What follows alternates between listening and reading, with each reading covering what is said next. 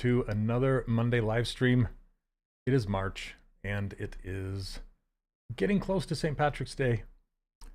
And I modeled this little guy, I think a couple of years ago. I can't remember, it's been a while. And I was trying to decide what I wanted to do today. I'm thinking I can either show you how I would key him to 3D print him, or make another leprechaun in more of a like a Froud style, like Labyrinth I was thinking about. So hey, what's up Mark, how you doing? What's up Neil? So do you guys have any requests? Would you like to see me key this guy, or would you like me to make a new one? I don't know if I can beat this one. This one turned out pretty good. I like it. I'm gonna fill this with the material. So how are you guys doing? What's new?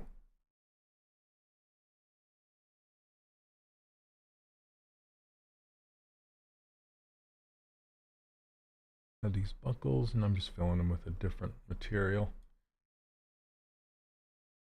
Okay. If you guys remember this guy, he was pretty fun to make.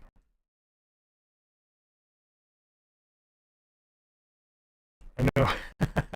I have a bunch of, well, I have a Pinterest page, and it's like I would kind of, and it would just be a head for now, but and I was thinking about using fiber mesh and making them a little crazy, you know, like with real fiber. Not real fiber, but you know what I mean. So rather than sculpted hair like this guy has, but this guy could, I mean, he's close to being Froudish. It's like I could take this head and just push it into those. Oh, really? Gosh dang it. I don't know what does that. I really need to figure that out.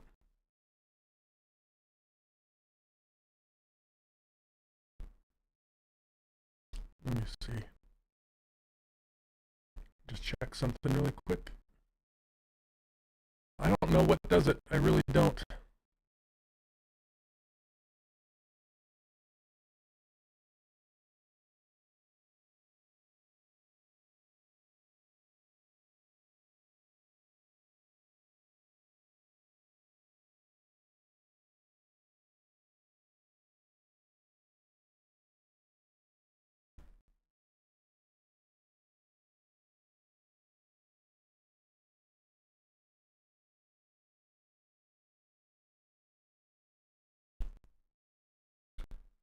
Okay. Sorry about that. Gosh, I don't know. Is it still a robot voice?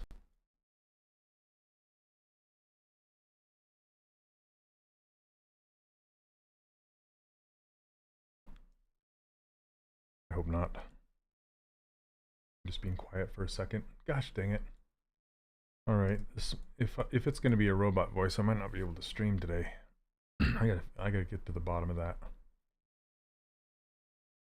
Grr.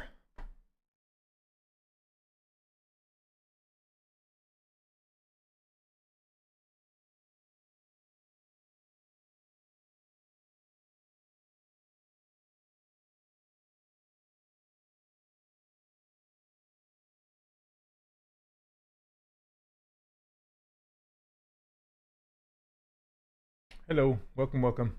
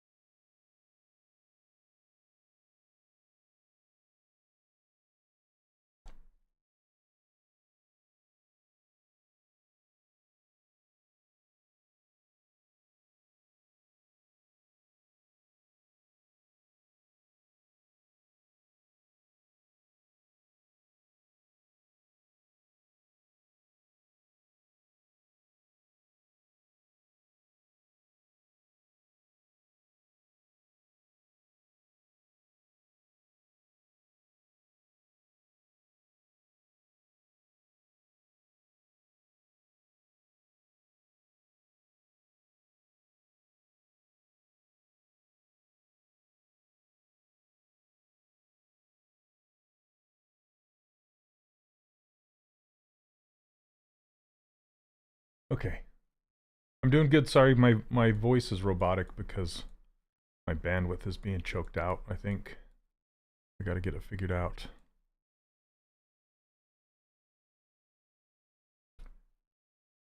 Hey, what's up, Leonard?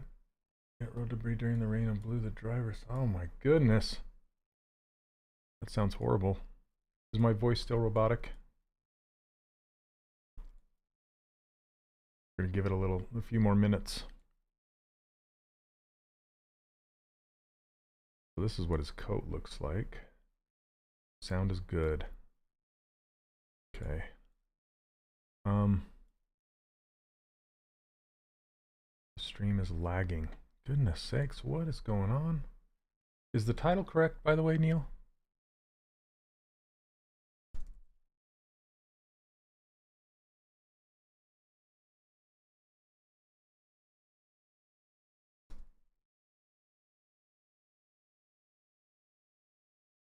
Okay.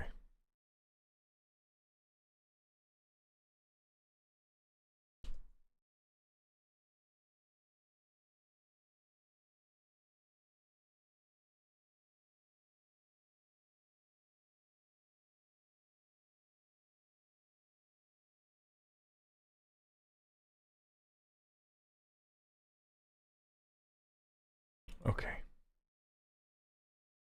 That's perfect. Okay. My son was playing a video game and it was taking all the bandwidth. That's why, I think. If it's good now. That was good. Okay, great. Okay. So now that there's people in here, I'm going to ask everybody again, what would you like to see? Would you like to see me key this guy for 3D printing, or create a new leprechaun in like a Froud style? Froud is like Brian and Wendy Froud. They worked with Jim Henson on shows like Labyrinth and The Dark Crystal and stuff like that. So I have a Pinterest page, and I was just going to kind of do a new one, a new design inspired by them, by their work.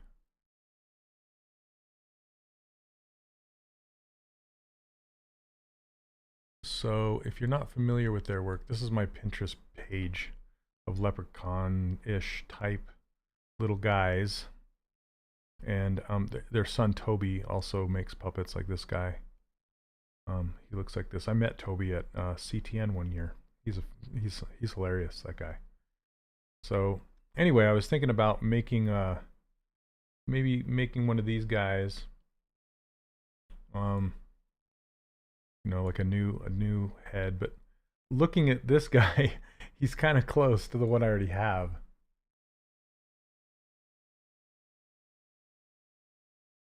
So yeah, people want to see keying. People want to see new. It's 2 and 2. Oh gosh. Maybe I'll have time to do both. I don't know. Because I think keying it's important, but it can be boring for a live stream. You know.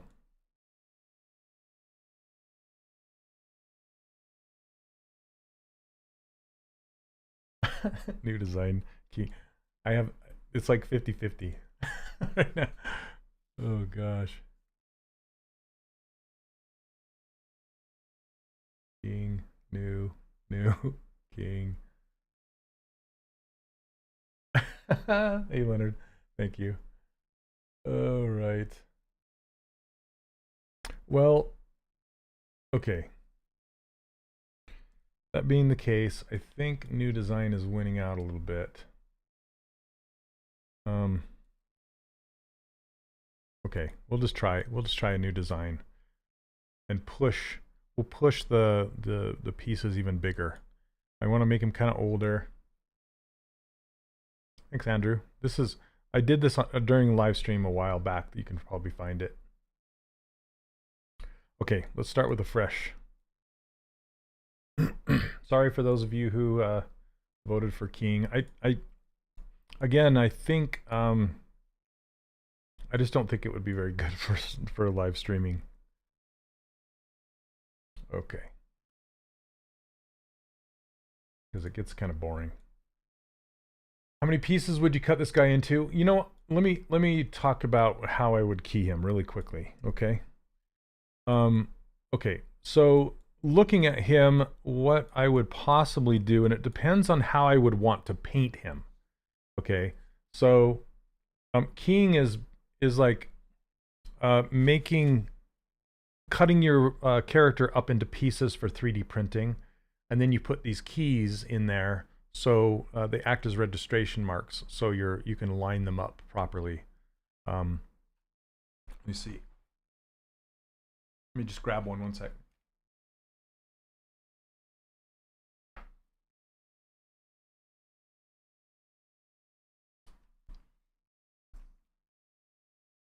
So, hello. So this is a key on this cowboy. See the cowboys that's missing his arms back here?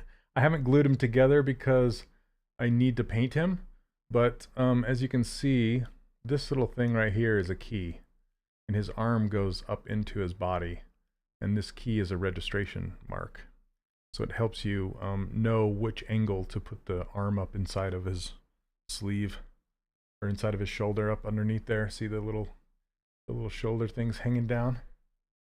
So, okay. So, what I would do with this guy to key him, well, to think about it, if I'm painting him,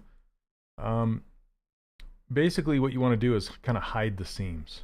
And I could print most of him in one single go, but I think I would cut his head right at his neck and put a key right in there so I could print his head out separately.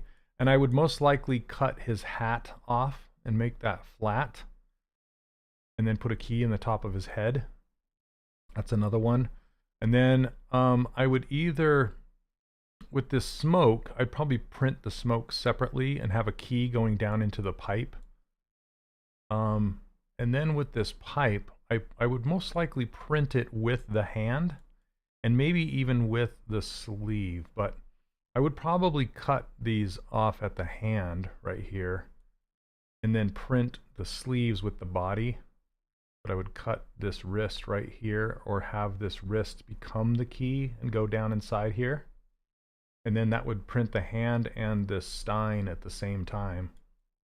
And then as far as his legs and his feet go, I would probably key the legs down into the feet, like cut the feet off, put the key down into the feet and print these feet separately. And then probably print everything else, like his whole body, as one big solid piece. And then I would lay him down on the print bed like this. And so it would print up, and it wouldn't have a head, hands, or feet. It would print up like that. That way it would hold all this detail on the front of the body, and then all the supports would be on the back.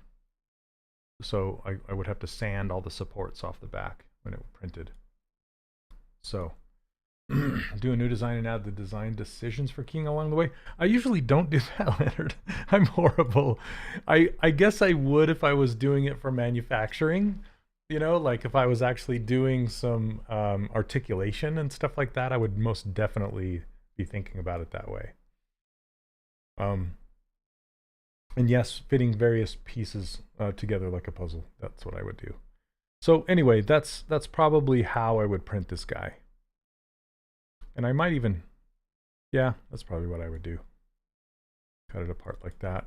And basically you join all the pieces together first, and then you kind of work your way through it and cut it all apart and put keys through there. So, okay. But the vote today is for a new design. So let's see where that takes us. It went pretty good last time, and hopefully it does okay this time. I'm just going to kind of park this over here so I can see this design a little bit better. Hey, what's up, Tom? It's been a while. How you doing? And I really want to make, I don't know if I'll be able to have time to do his whole body today, but I want to make him have really big hands and really big feet with crazy fingers. No, no, Leonard, it's still sitting over there. Okay, here's the thing. I need to sell my Form 2 to make room for my Saturn. So that's why I haven't opened it yet, because I don't have room. So, yeah, it's just sitting over there. But I need to sell my Form 2. So if anybody's from Utah wanting a printer, like a really good printer, let me know. Okay, let's do this. Okay, let's start out by starting to make this head shape. Now, I noticed with Froud designs, their eyes are really itty bitty and dark black. That's what they love to do. Now, growing up, I had a friend that his parents were craftsmen, like potterers. His dad was a potterer, and his mom made these apple head people. And it was fascinating to me because she would take like an apple core, and while it was still soft, she would carve it out, and then she would let it sit, and then it would dry up and wrinkle up like a prune. But when it was done, and she'd stick the eyes, these little dark beady eyes in there. It sounds creepy, but as it would dry, it would look like an old person with little black eyes. And they were so, and then she would sew the clothes for him. They were awesome. Okay, so, and these remind me of that a lot. Okay, so let's push in. Sorry, it's taking me a long time to get started today. Welcome, everyone. Appreciate you showing up and hanging out. Oh, serious, Leonard? Okay, yes. Let's, yeah, absolutely. Absolutely.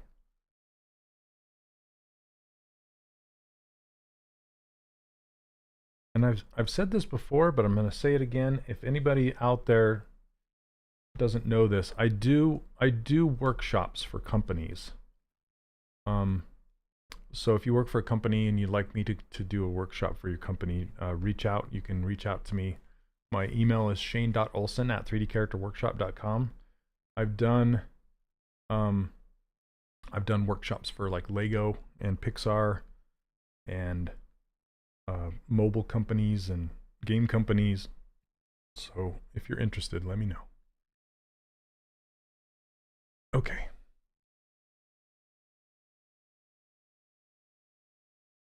In fact, I'm doing some more for Pixar soon. I'm really excited about that.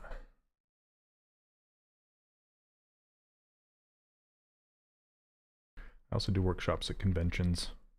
Like I did a few at the ZBrush Summit a couple of years in a row. Your mom used to do that too, really? Nice.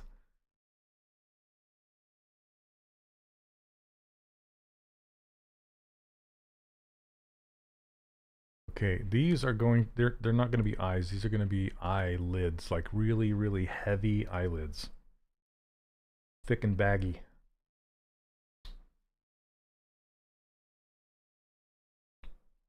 All right, split unmask points.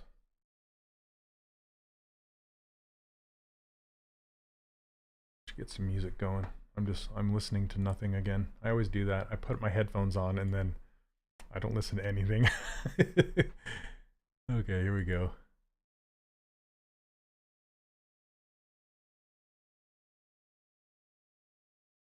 There we go. Little Howard Jones. That's good.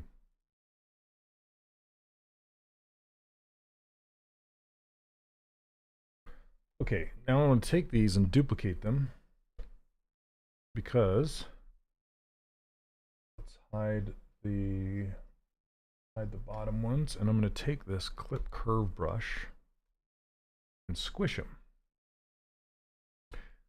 Is there any way to buy your characters 3D print? I've been thinking about selling my STLs. I just haven't yet. And I've actually been thinking about doing kind of a monthly membership thing, like a character of the month club. And if I did that, the main focus would be on education, but I would also give away the STLs for 3D printing.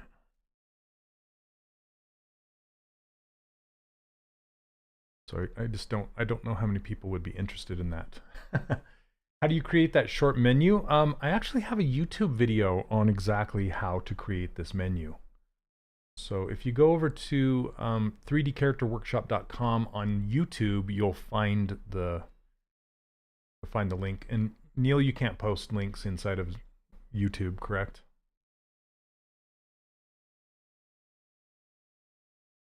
Okay, so let's do the same thing, but this time with the lower eyelids.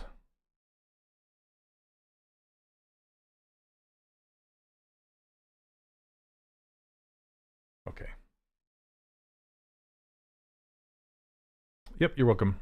Yeah, I teach you how to adjust your user interface, make your own custom user interface, or adjust this one. I give away my user interface on my brand new website. If you guys haven't heard, I have a brand new website. It's the same URL, the same old address. So it's 3dcharacterworkshop.com. And you can find my free brushes, my user interface, and everything over there. Hey, what's up, Brad? I want to show off my site really quick because it's taken a long time to create this. And when you go over there, I wanted to show you where to go to find it. Okay. So right here, this is the public space. When you can sign up for this, or you can just browse for free. But you can sign up for this for free, and you can have access to this space. And then you can see right here free ZBrush brushes, and you can grab those right there. Hey, what's up, Eric? Oh, you guys showing up? Good to see you. Good to see you.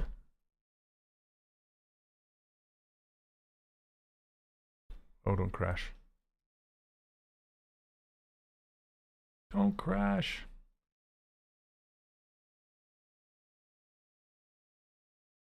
Goodness sakes, what's going on? I was just trying to insert a mesh. It was giving me grief. What's going on? I'm not having a good technical day today. Sorry about that, guys.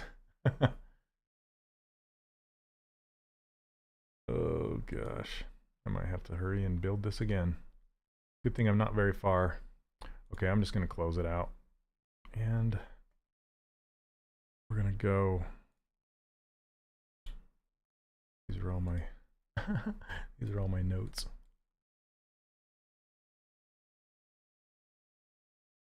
Okay. Okay. We'll try ZBrush 2022 for a minute. Okay. Sorry about that, guys. Jeez. Okay, we're gonna go faster. You're kind of guessing that I'm making a leprechaun in the style of Wendy and Brian Froud. I don't know if you say it Froud or Froud. I think it's Froud. Okay, let's.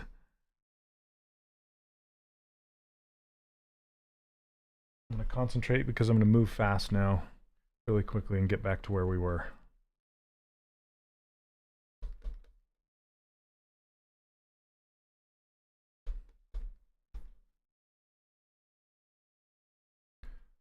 Go. Okay.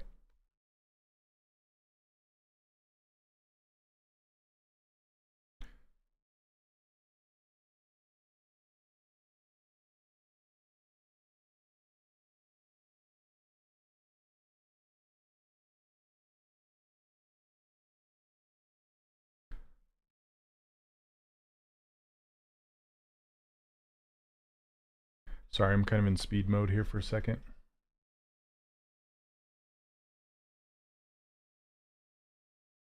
This is how fast I usually work when I'm not talking. Okay, kind of back to where we were. I just got to shape these now. Before I do that, let me save it. Learn my lesson, right? Okay, D.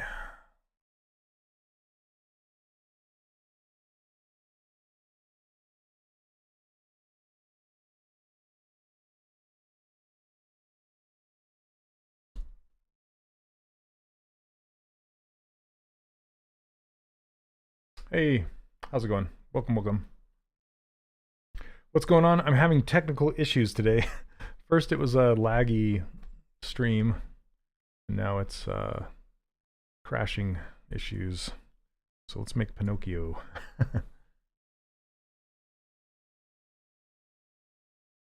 Okay.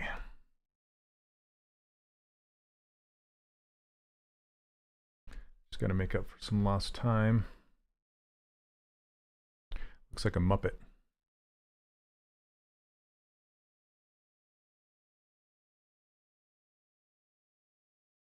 Okay, let's make this head shape. Kind of looks Muppetish. I said that already, didn't I? Puppetish, Muppetish.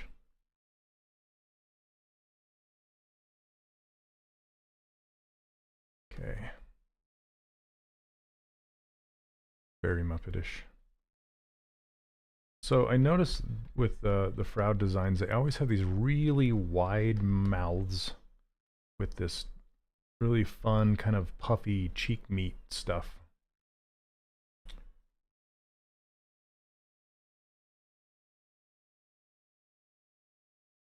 And these really beady eyes with big eyelid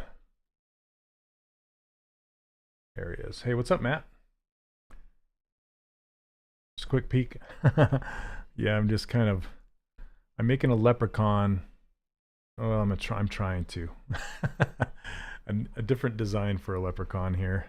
I want to make him look a little more fantastical. Like a little more fairy-ish, I guess, is the word I'm looking for. Okay, now we're back in action. Okay, now I'm trying to decide how I want to make this nose. I kind of want to make it pretty long and pointy, not super round.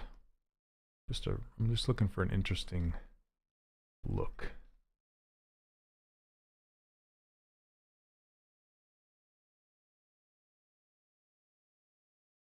Okay, I want to get his eyes in there. It's funny because usually I take a while before I put the eyes in there, but this time I want to get them in there right away and make them really dark black. Maybe small.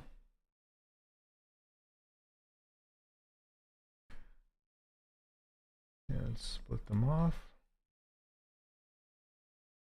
Okay, let's see if we have a good material we could fill those with. Like this reflect foil, or this spherical, whatever this is. I mean, I can just fill it with maybe this chrome. Let's try that. Okay, I'm going to fill it with a color first, which is just pretty dark black, like a purple blue black, like this. Okay. Something like this. I'm refreshing an old project for this month's challenge. Nice. Yeah, this one, so this guy kind of fits the student challenge. So if you guys don't know, I do, inside my course, I do student challenges, like monthly student challenges. And this month, we're doing tiny fantastical creatures or fantasy creatures. So this kind of fits right in with that. No, I think I'm just going to go full on toy plastic. So I get that tight little highlight like that. And select material, fill object, go back to RGB, back to skin shade 4, and back in business. Apply this and go just a little tighter. So the higher resolution you have on your sculpt, the tighter that little highlight's going to be. Okay, so now I can grab the upper eyelid and start to push it around. Where can I learn ZBrush from basic? Well, there's ZBrush Classroom. There's a lot of YouTube videos. And then I also teach a course on ZBrush. It's called the 3D Character Workshop, and I go all the way from beginner to advanced. You can check that out if you want.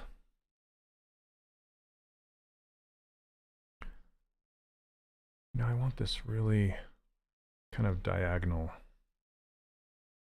How do you remove color and material? So you can remove material, but you cannot remove a color unless you fill it with another color. But to remove a material, what you do is fill it with a flat color material, and that will clear any material off that you have assigned. It's kind of a hidden gem there. Okay. Now I want to trying to decide what I want to do with these eyelids here. Because in a lot of Froud's designs, I say Froud's meaning both Wendy and Brian, and Toby for that matter. They make a lot of their designs have what I call as reverse smile eyes. So they kind of go like up.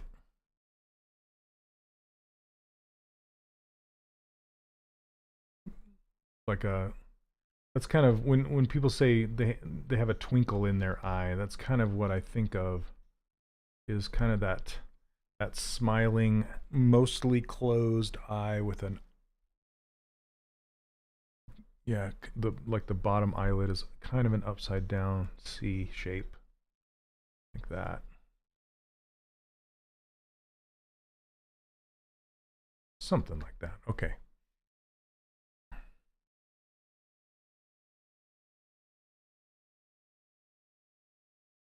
Does that make sense about removing the color? Okay. So let's get, I want to get a pretty heavy, well, I'm trying to decide whether I want to go heavy on the, I think I will go heavy on the, kind of the cheek meat and lighter on the, here, I'll just show you.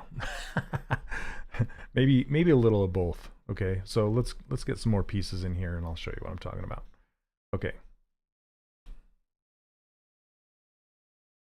And I want to kind of do a change, whoops, change his brow to match that twinkly eye, kind-eyed folk.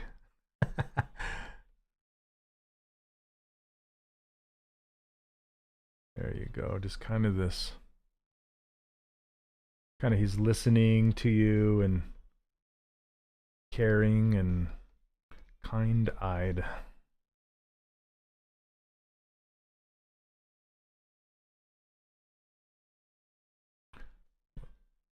Like, sit down and he'll tell you a story. Okay. Now we can also start to work with some color here. Kind of reddish, orangish. Pretty saturated. Let's see, maybe even a little more red than that. Yeah. So this is you then? I don't know. I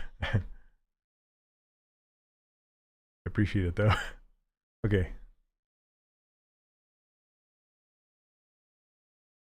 Do you have to pay for what app?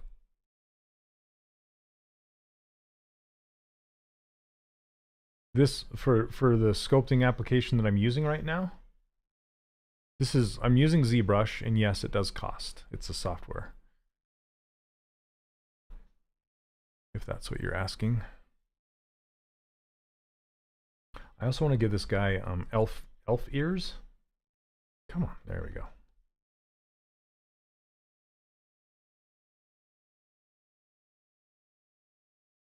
Okay, like big, huge elf ears.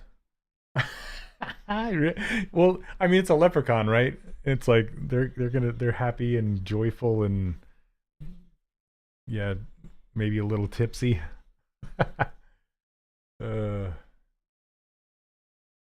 That's what I was asking. Yes.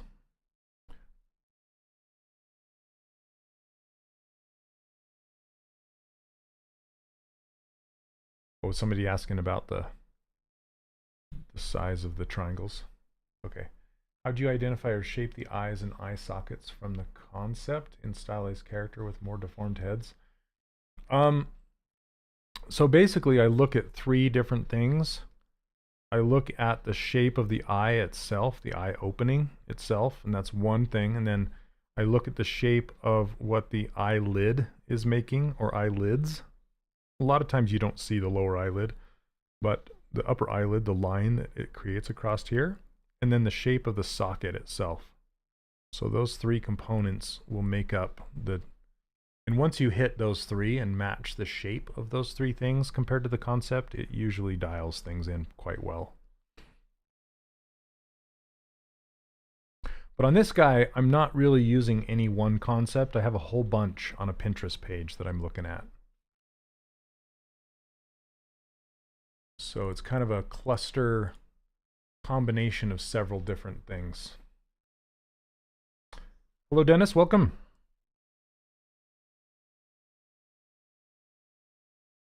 Oops. Okay.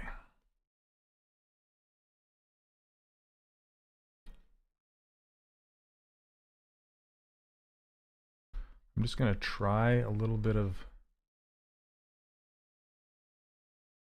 cheek shape here.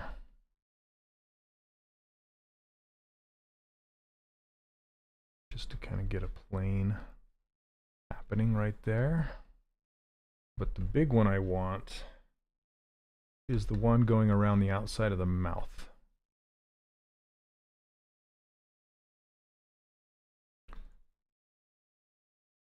Okay, I'm going to save this again, just to make sure we don't lose it again. Okay.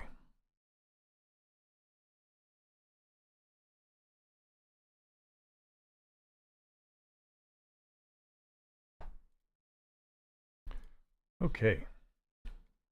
I'm actually kind of curious. I don't know if you guys want to answer here or not. I'm just wondering how many people would be interested in a like a Patreon style character of the month club, where I take a character all the way to 3D print, hopefully one every month, and then give you the STL at the end. But again, it's mainly for educational purposes.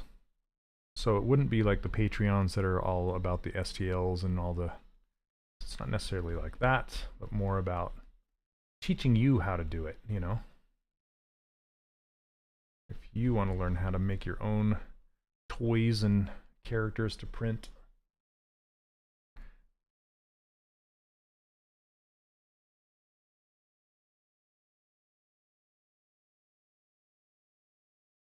Okay.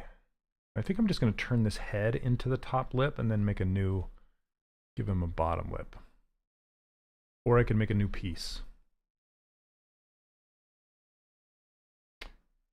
Love to learn. Yeah, because my course is a one-time cost, well, for the bundle or different courses.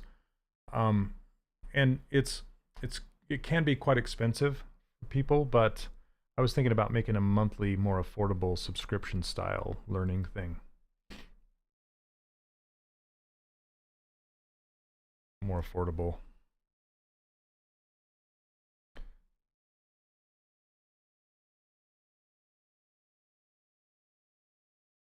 Cool. If you are interested, yeah, just go over to 3D Character Workshop and just sign up for an account, just a free account. And then when I do make the membership, if I decide to make the membership, I'll send out a notification there. Hey Jerome, I was thinking like around $30 a month, something like that. This looks like a mustache when it's masked off. How are you, Jerome?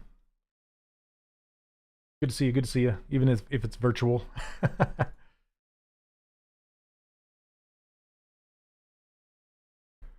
Okay.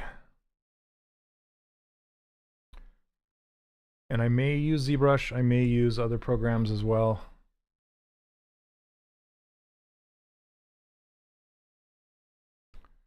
I'm really, really interested in going mobile, so I may use like Forger or something, maybe Nomad. Okay, I gotta get these split off. I'm going too far too fast.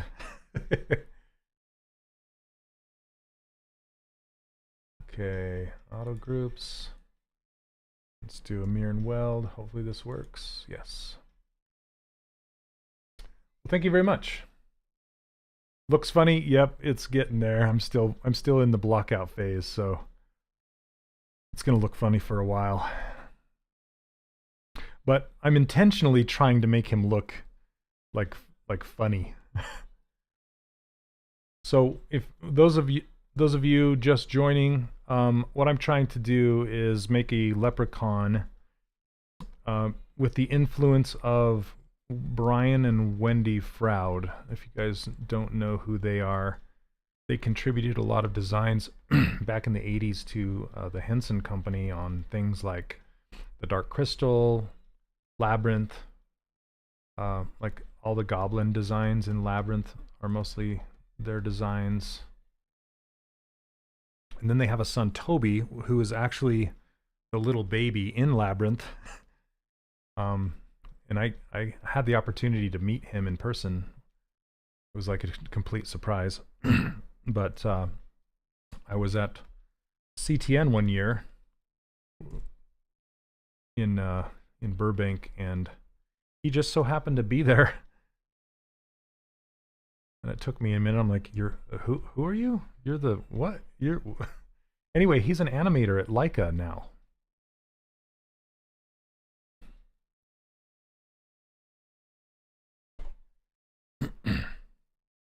And apparently a good animator, so it's really cool to meet people and see, you know, where they've gone with their career. And he also makes puppets of his own. I love building up faces in pieces like this. It's very rewarding to see it come together like this. Having an idea and then just kind of seeing where it goes, you know?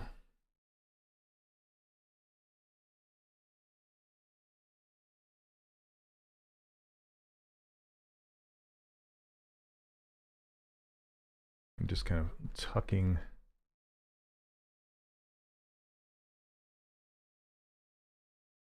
It's like so old manish. I love it. Please tell us every command you use in design, like right now. I don't want to just, I do that in my course. This is more of a little bit more for entertainment purposes. I mean, I do teach during these things, but not every single command. If I'm doing something special, I'll let you know, but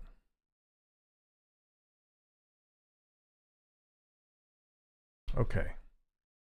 This guy's looking kind of fun. I do want to give him an extra little chin bit down here too.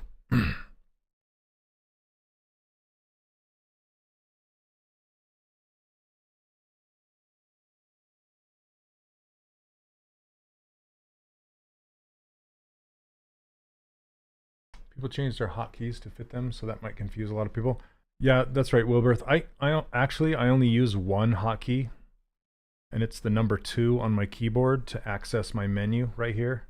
That's really the only hotkey, other than like Shift, Control, and Alt, which you use all the time. But I'm talking about like specific hotkeys.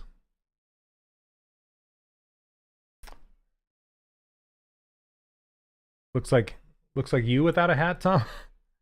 Kind of looks like me without a hat, to be honest.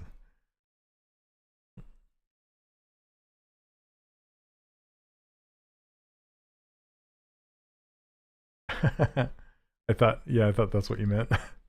That's funny. Tom, I love your leprechaun that you did, so it's kind of influencing me here a little bit. Whoops, I didn't mean to put a folder. Reminds me a little Willendorf from the He-Man movie with Dolph Lundgren. Yeah, I know what you're talking about. That's a blast from the past. Okay, let's get some ears happening. And I want to make his brows bigger too. Skivard SpongeBob? Oh, Squidward? No, I mean he has this nose, but no.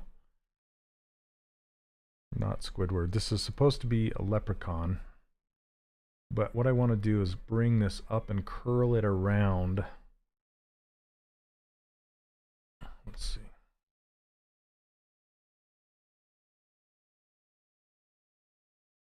And this is getting a little too light, and the polygons are getting stretched out too much. So what I'm going to do is remesh this. So I'm going to apply the dynamic subdivisions, delete the lower so it becomes heavier, and then this isn't bad actually. I mean, it's pretty heavy, but okay. And then I'm going to do the same thing with this. It's funny, now he's got a big purple nose.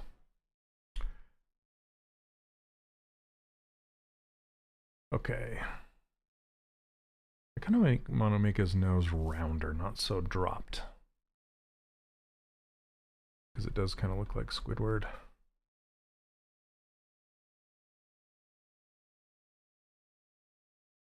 And then make his little nostrils. Let's apply this.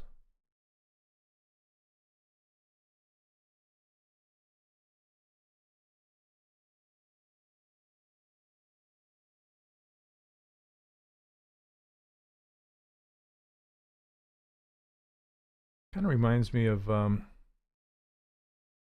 who made like the old original. I bet Tom and Leonard, you guys would know the original Hobbit. Who did that?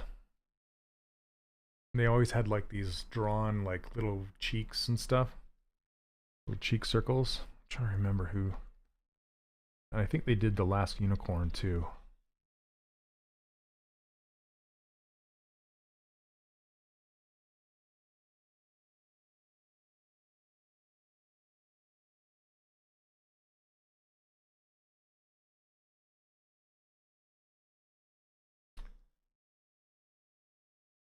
By the sailor?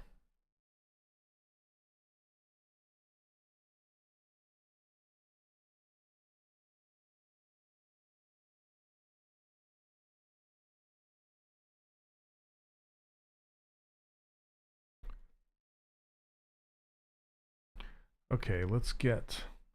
I think as soon as these ears get in here... Rankin Bass? Is that who did that, Steve? Welcome, Steve. How's it going? Rankin Bass.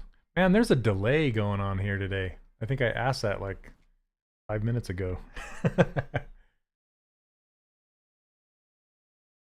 Is it a good way to learn sculpting from a base mesh or a sphere? So you can study base meshes, but don't use it as a crutch. So it's better to start from a sphere and learn it yourself and learn anatomy and all that kind of stuff. And then to speed up your process, you can use base meshes, or you can use them, like I said, to study and to figure out, as long as the base meshes are good anyway. I don't want to study bad base meshes.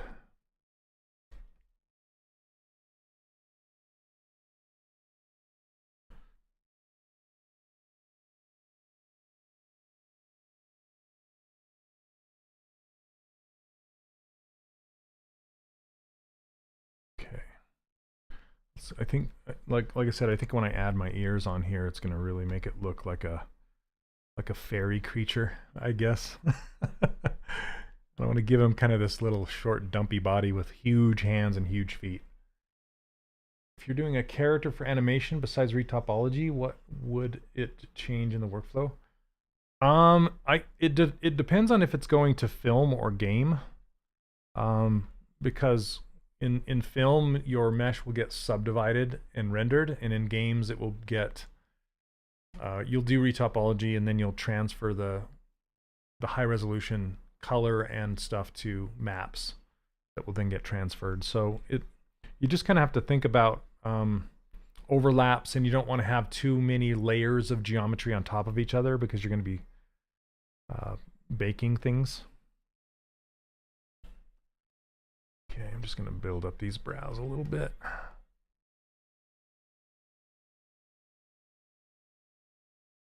Okay, let's get these ears on here.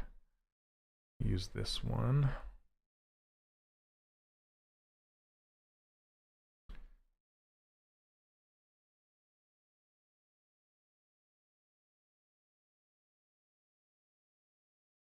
It's almost like house elf ears in a way.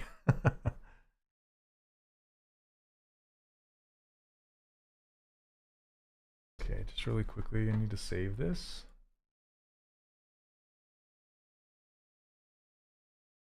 Okay.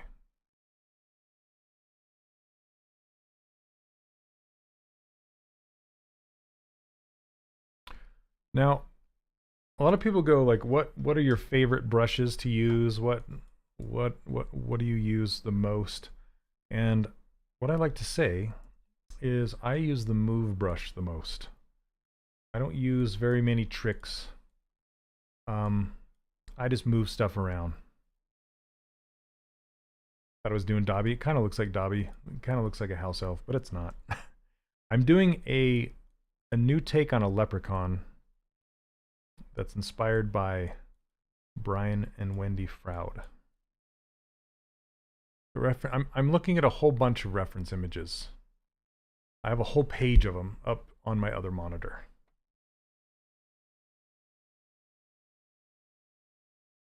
Okay, I'm just going to pull this and subdivide it so I can get some more geometry on here. And then I have a move brush, and I'm just going to start to push this in and shape the ear how I want it.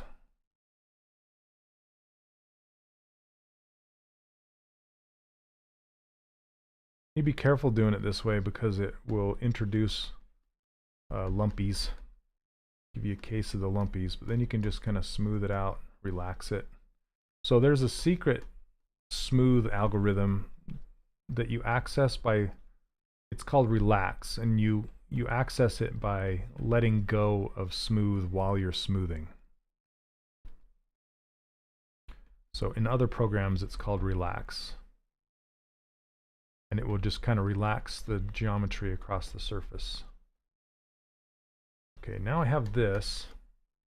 I want to remesh it.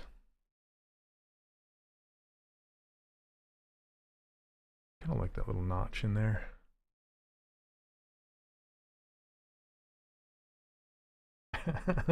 This guy's cracking me up.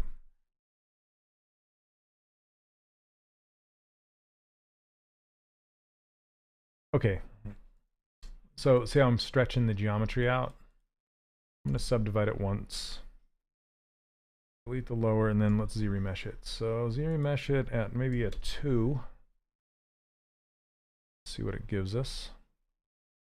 That's pretty good. It's a little weird down through here, but that's okay. We can end up remeshing it again.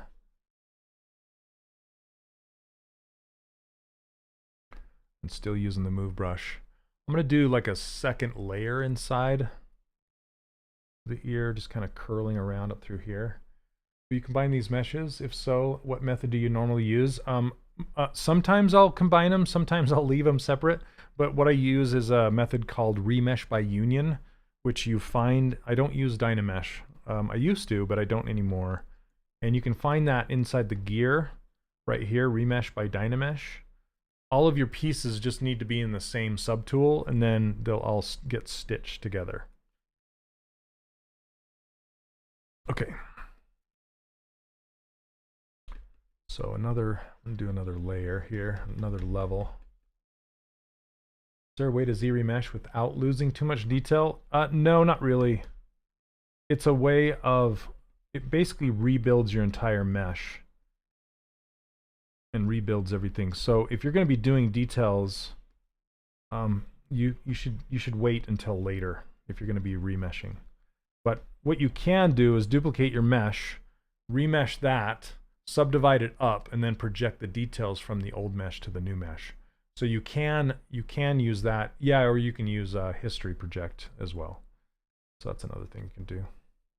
So there are ways, yes, but natively ZRemesher will not keep your details. You have to do a few more steps.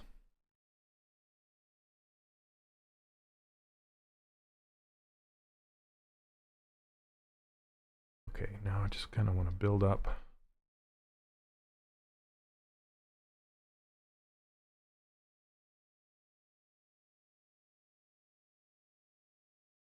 Just one more little thing right here.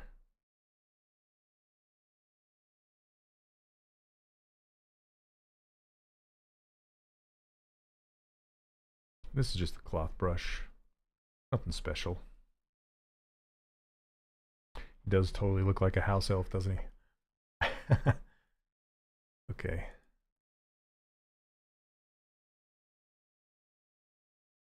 I'm going to fill it with this color. I do want to shape his nose a little bit. Make him look a little more dwarfish, friendly. I think pointy noses look more goblinish, less friendly. Okay. Liking where this is going. Yeah, Yoda, like the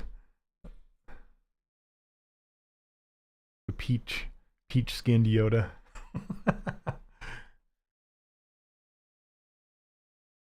So I'm going to save this really quick because I want to show you a couple things that you can then experiment with. So you can experiment with giving him bigger cheeks. Here, let me grab topological. You can even do like a inflate on it. Give him inflated cheeks. Or you can give him inflated jowls, whatever these things are called.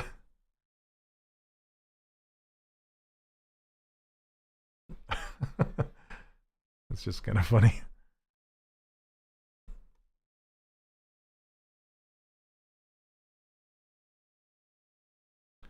Okay, and then I was thinking about lengthening his kind of lower jaw area so he doesn't look so much like he doesn't have teeth. How'd your robot guy turn out? Hey, Steven. I just kind of left it where I left it last week, and I was debating on working on that some more today, and then I'm like, I think I'll do something else. I wasn't really in the mood for some hard surface stuff, so I still need to finish it off. Thanks for asking. How can we achieve a high surface quality? The best mesh that you can get, I tell this to my students all the time, the cleanest mesh you can get is a low resolution subdivided mesh. That's it. That's the secret sauce. So again, low resolution subdivided mesh.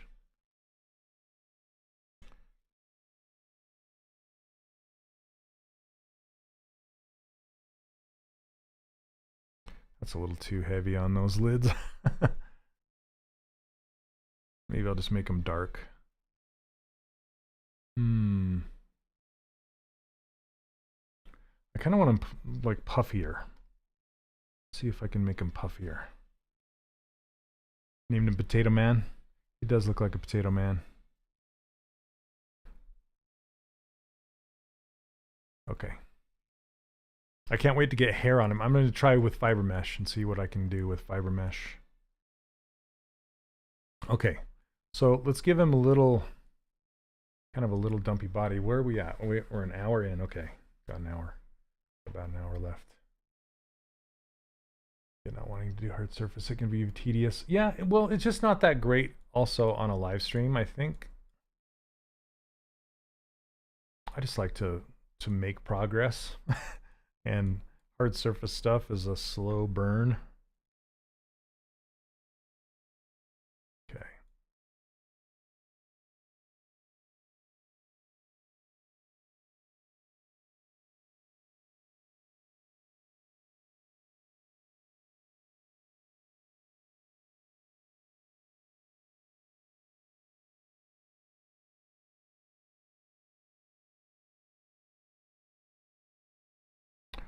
Okay. Let's give him kind of a little pudge body.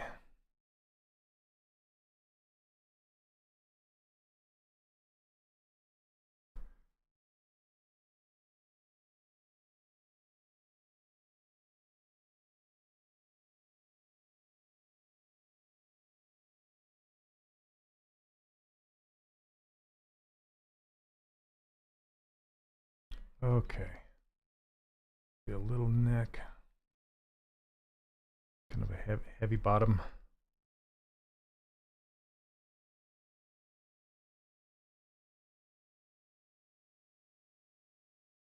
I want to give him teeny tiny little legs and then giant feet.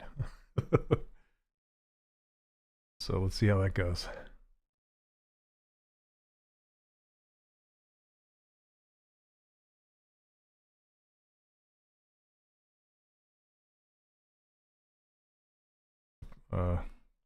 Mr. Wide Crotch.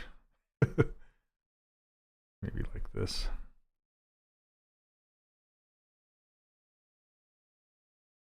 Yeah, I like doing hard surface in ZBrush. It's just fast. I like it. It makes you think about other ways of doing things, you know? It might not be the similar approach to other programs, but it definitely has its pros.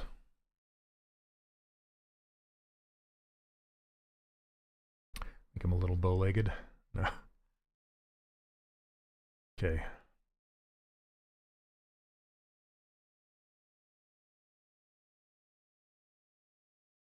Oops. I want to do this appendage brush, not a sphere.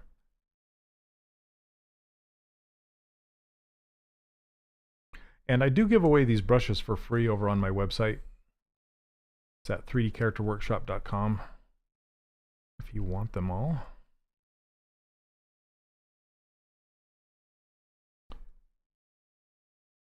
You do have to make a free account, but they are free. Thanks, Neil. Follow that link if you're over on Twitch. Is this for any movie? Nope. This is just for fun. Purely for St. Patrick's Day is coming up on Friday, and I thought I'd do my own take on a Froud-inspired leprechaun. Is what this guy is. He's not your typical leprechaun. He won't look like a leprechaun until I get his hair in there. I want him to look like an atypical leprechaun. So not like the one I made last, like, how long ago was that, Neil? Like 2 years ago?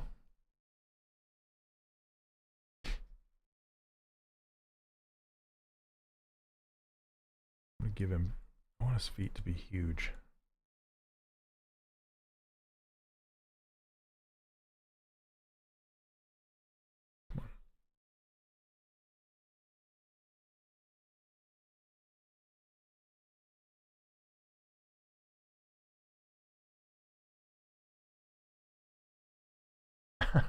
Andy, yep.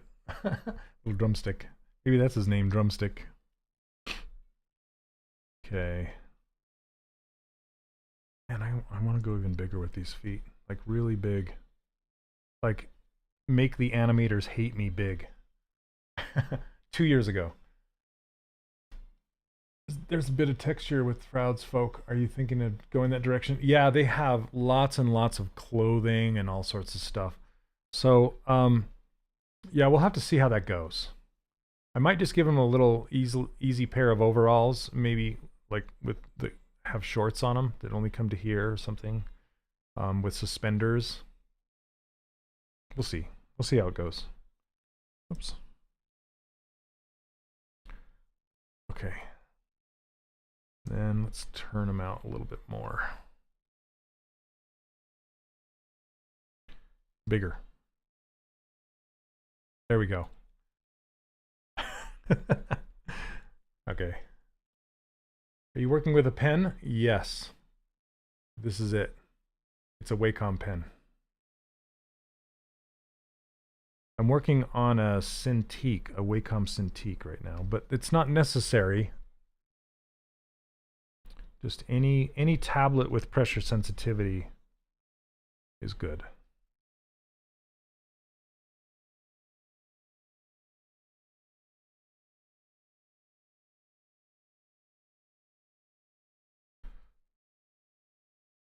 I want these toes to kind of sweep up like this.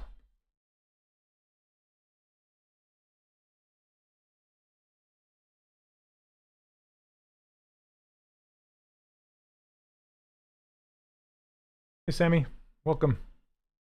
How are you? Ugh.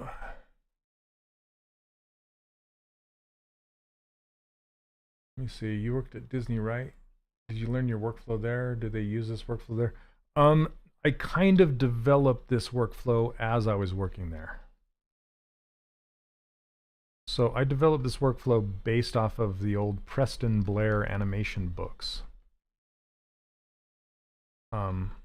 You know, those big thin books that show you how to block out characters. Because traditionally I mean, you'd still block out characters, but I wouldn't do them in pieces and parts. I would do the whole character because I come from a traditional box modeling background, and that's how I would do the characters. Is I would basically model them from a box and extrude the faces all for the entire body. But yeah, I remember sitting there looking at one of my Preston Blair books going, I wonder if I could use separate objects to block this character out. And I did, and it worked. And the rest is history. Can I use appendage to make fingers and toes? Absolutely.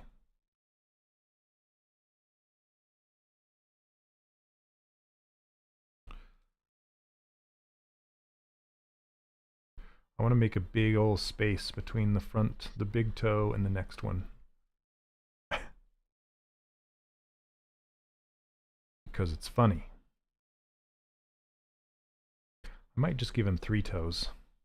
Again, because it's funny.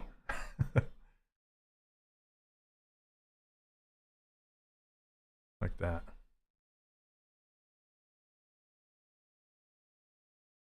Rather than doing the traditional buckled shoe that leprechauns have. This guy lost his shoes somewhere, somehow. Maybe in a bet.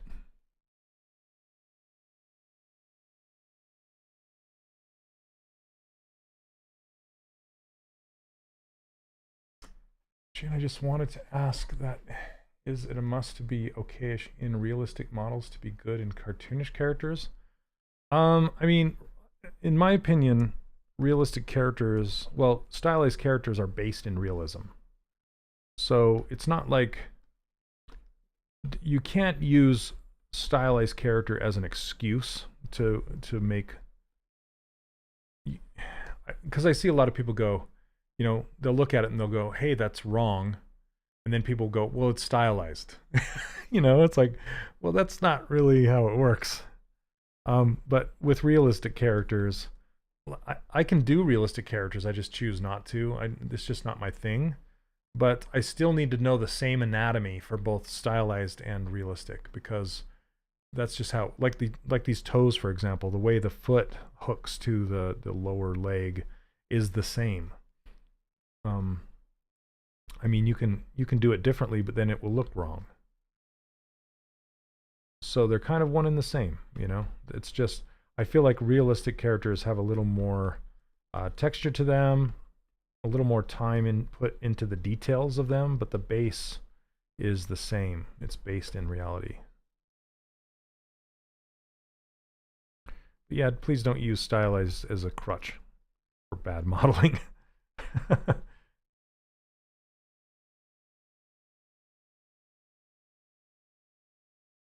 How many computer screens do you have? 2.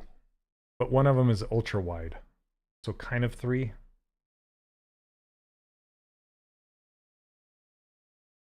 Okay, I kind of want to stumpify these feet though. They're a little too long. So stumpify, that's a word, right? To make shorter.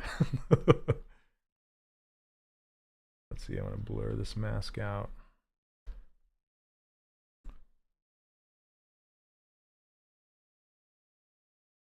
There we go. A little too long. He's too long in the feet. Where'd your bare arm go? I got rid of it because too many people were asking questions about it instead of like paying attention to what I was doing rather than the arm, so I just ditched it for now. I know some people liked it, but what do you think about the AI trend? Could it be a help tool? Yeah, you know, I have to say I'm a teensy tiny bit grumpy about AI, and it's not because of what you think. Well, I guess it is. But here's the thing. I wish AI would help us do the stuff that we don't want to do. I was going to say another word. Like retopology and UVs and things like that help us do that better. It's like, why are you taking the fun away? Like, you're taking the end result away, right? Rather than like the work that you don't want to do. So now they're doing AI that's helping with musicians, but they're actually like taking away the fun music part rather than like helping build the stuff they don't want to do, right? I feel like it's opposite of what we need AI for. You know, it's like don't take away the creative art side of it. You're doing it wrong.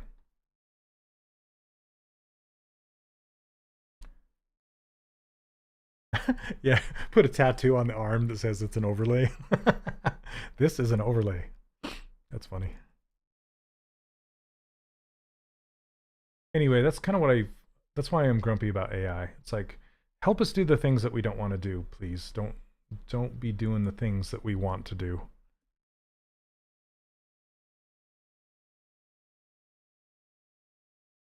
But I have played with some AI engines, that being said, and I think what's good about it is it does give you some ideas that maybe you wouldn't have came up with on your own.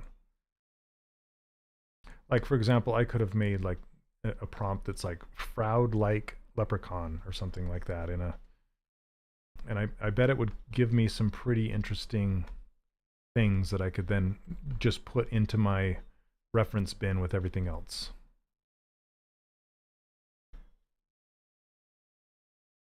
Okay, armless Danny, let's do this.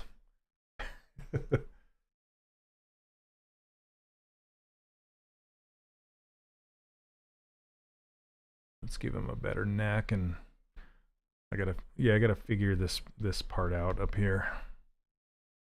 Let's save it first.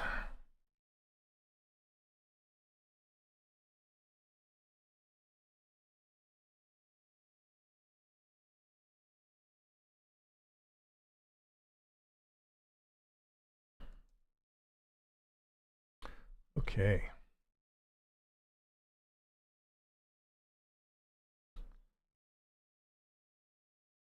Another thing that I'm a little grumpy about with the AI thing is people are thinking that it's going to solve all their problems.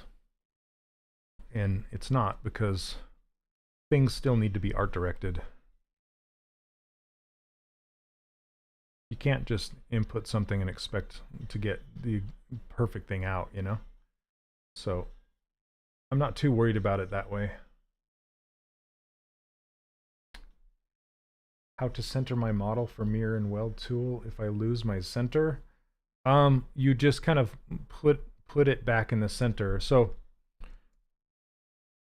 for example, see, this got screwed up right up here. See this line? So what I need to do is basically, it's going to mirror from screen left to screen right when you're looking at the front of the character. Okay, so basically you turn off symmetry for a second, and then you drag all of these over to one side. And if you did get off center, you can turn on the floor, and it'll give you this line. And you can see exactly where the center line is. You can drag these parts across that line. And then just hit mirror and weld again, and then it fixes it. And you can turn symmetry back on, and you're back in business. And there we got Mr. Potato Head for reals now. That's funny. We gotta give this guy some arms.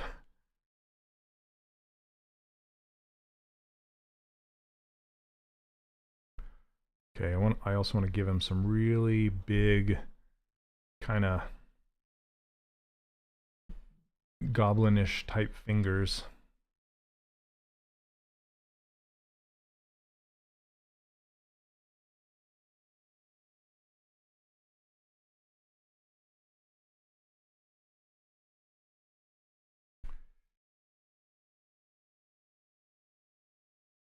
Okay.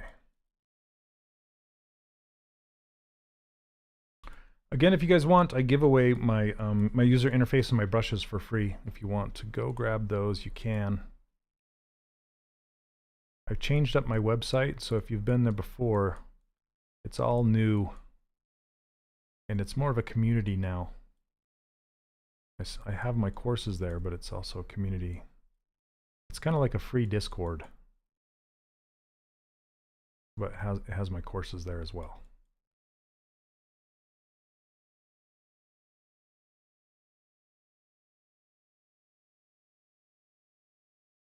This dude does remind me of a house elf.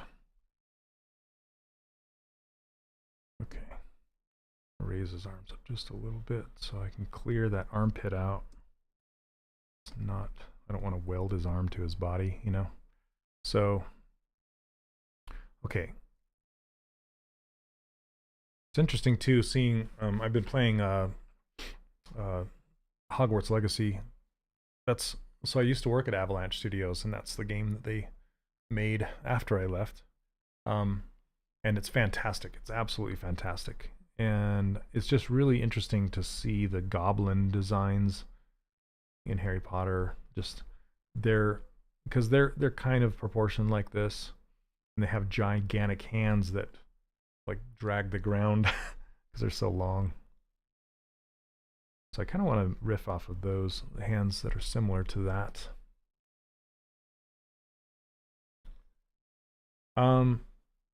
As it mirrors from left to right, is there a way to mirror it from right to left? Because I'm righty and I often do the wrong side. Basically all you need to do is flip it first. So that's why I have mirror. It's under deformation, mirror. So then I flip it. I just mirror it first and then do a mirror and weld. So it just takes one extra step if you want to mirror it from the opposite side. Andy, which house are you? Guess which house I'm in.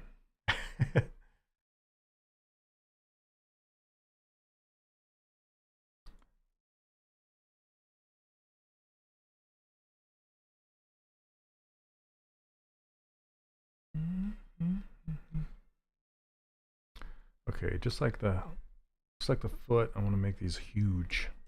Huge.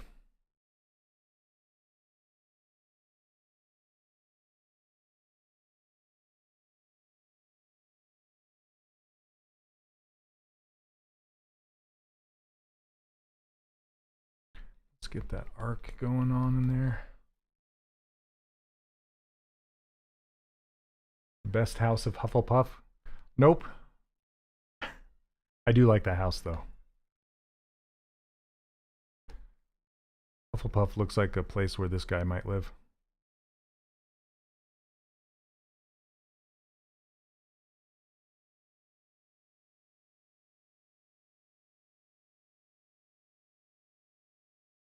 I know.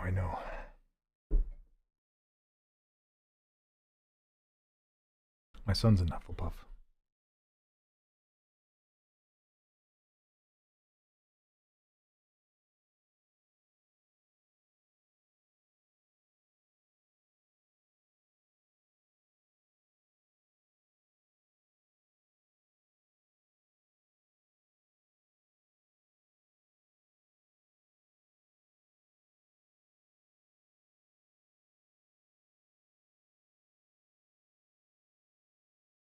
Nope, it's not Hufflepuff. I think there's a delay. Okay, I'm going to give him kind of longish fingernails. I'm just going to make a little hint of them like that. And then on this bottom side, I'm just going to cut in the pad of the finger just a bit.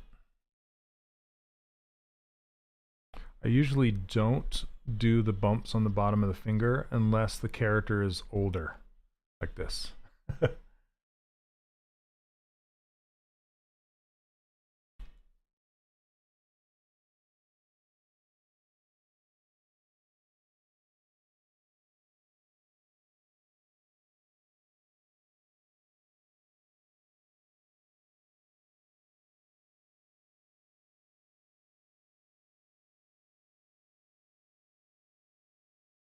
Okay.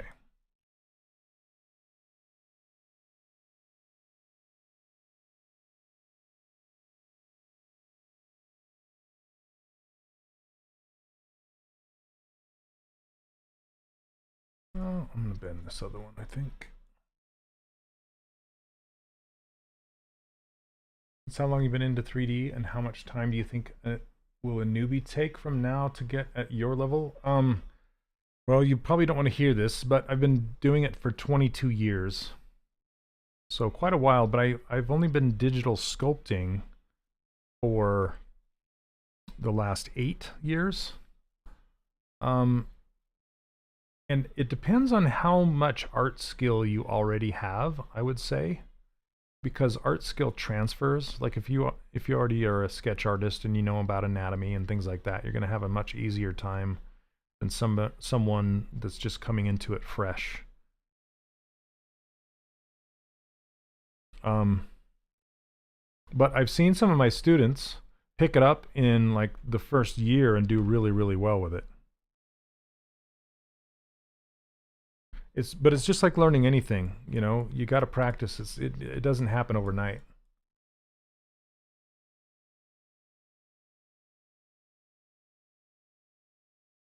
Hey, what's up, James? Welcome. Let's see. I'm going to do auto groups. Right, Steven? You know, I think I might do like just a little nub thumb and then maybe 2 fingers. I'm glad you pointed it out. So I'm going to do little nub and fingers. So my friend Ryan makes characters like these puppets, and they're super fun. And that's kind of how he does his fingers, and they're super fun. I think I am going to change them up. Do that. Make them nubby. Nubby.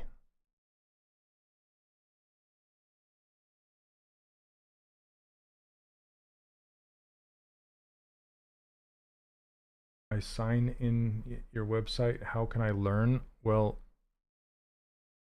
so I have courses there.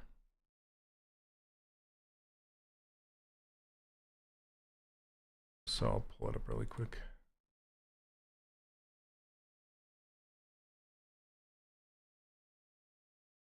Come on. Okay. So this is my website right here. Kind of looks like a Twitter or Facebook feed or something like that. And I'm live right now. This is the public space. So these are all free right here. And then these are the workshops. I have a mini bus workshop. You can start there. And then this is my main workshop right here. And this is the classic workshop that I made 5 years ago. It still has some really great information, but it uses the Dynamesh workflow, which I don't really use that much anymore. And so this is an updated version of that. And then this is where you get the free ZBrush brushes right here. And then some of this stuff you can't see, but I do 2 character walkthroughs right here. This is walking you through making a character from start to finish. So this is a game character, and this is a collectible figurine that I'm still working on right now. But anyway, that's the stuff you can buy. It's not free. I sell my courses. It's not free, just so you understand. Okay. Mirror and weld. Whoops. I just did what okay, so I'm going to mirror this first and then mirror and weld. Also, if you guys didn't know, and I have a bundle where you get everything, all the courses all in one big bundle. And if you get that bundle, it gives you access to the Maxon 1 educational version.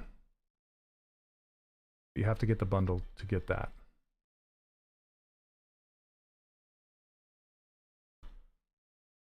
In the educational version of Maxon 1, that's all of Maxon's products for it's like super low price.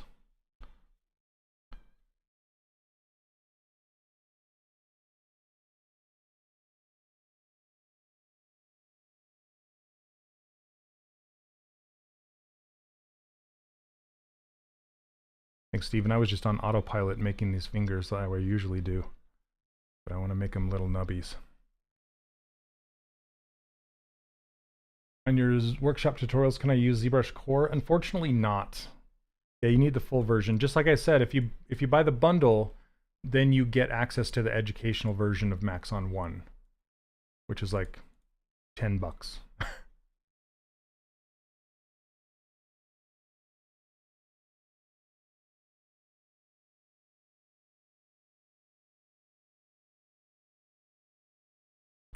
Make his thumb even smaller and puffier.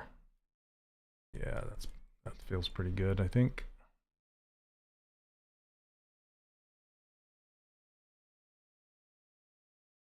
Why am I struggling to get an internship as a 3D prop artist? I've never done props, but as a 3D character artist, yeah, you just kind of have to keep, you have to, so basically tailor your portfolio to look, if you look at the company where you're trying to get an internship, you can see some of the props that they've made in the past. And so you want your portfolio to show them that you can do what they need you to do. That's the biggest thing. That's the biggest thing that people don't really understand right away, is that's what a portfolio is pretty much for, is showing people that you can do the work that you want to do, or that they want you to do. Okay, what time we got? That went pretty quick. We're not even at another half an hour. Okay.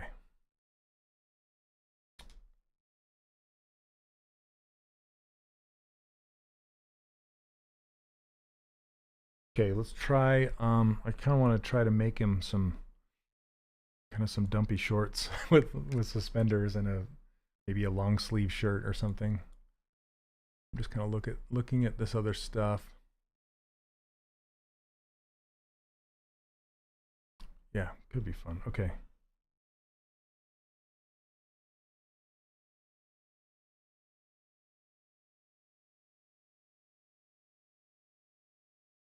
I'm gonna fill this body with this color. He's like naked goblin boy. Just want to give him a better neck here.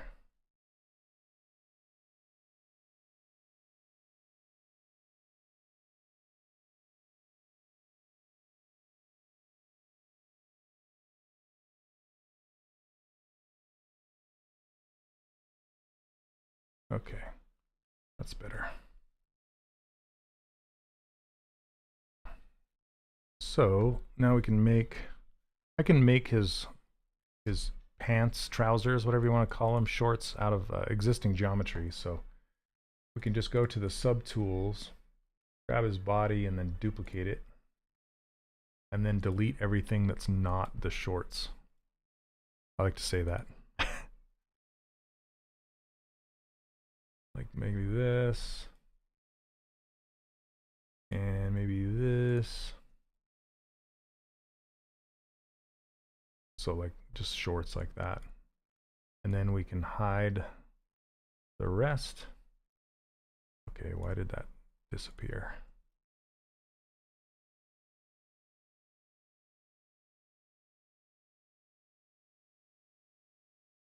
Something like this. Delete hidden. And then show double. Oops, looks like I missed some faces there.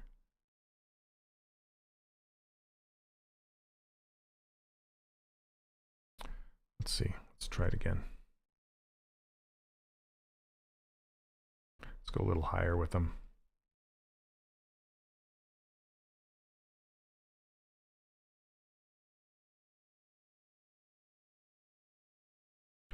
Delete.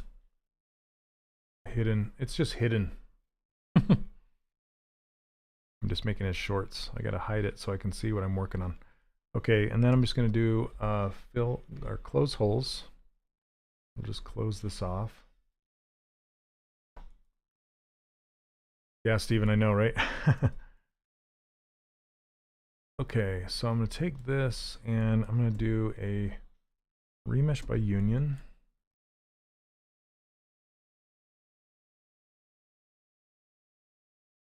And that will stitch everything together like this, and then we can do is, well, let's do an accept it.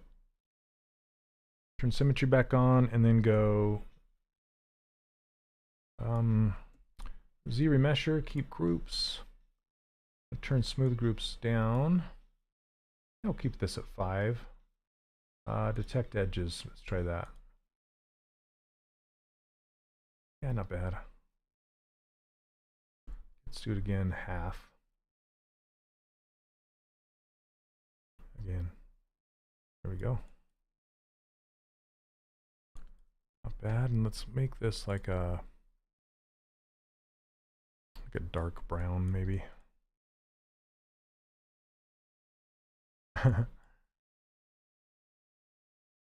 Okay, and then we can balloon this up.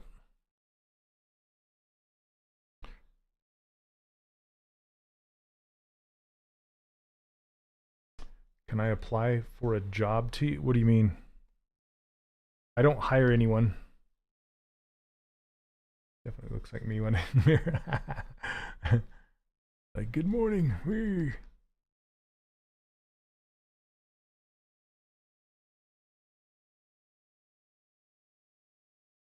No, I just teach people how to do this stuff so they can get jobs.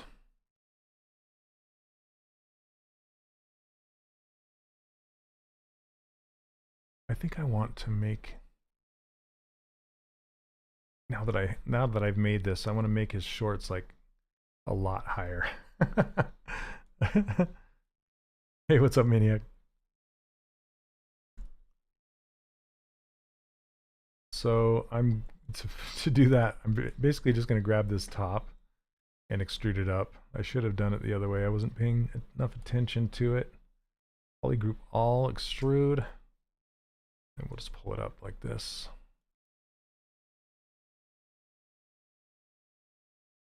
Character looks like he's tired of job hunting. He's tired of life in general, I think.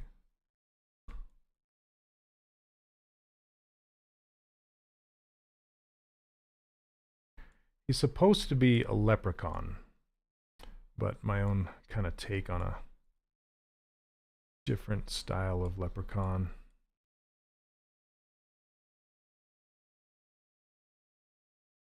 Yeah, Leonard, right? Andy High Pockets. You have to reach over your shoulder to get your wallet. Let me get my wallet. I'm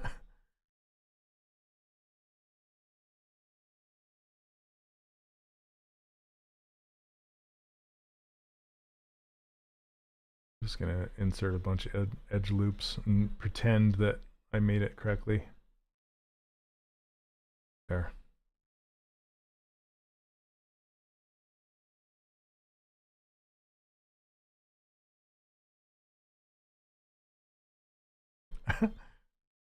He's got his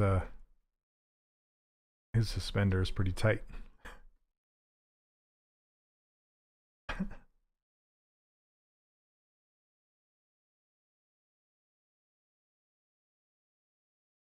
Okay. That's pretty funny right there. That's pretty funny right there. I want to give him some kind of shaggy socks and kind of a I might give him some little glasses too. That might be fun.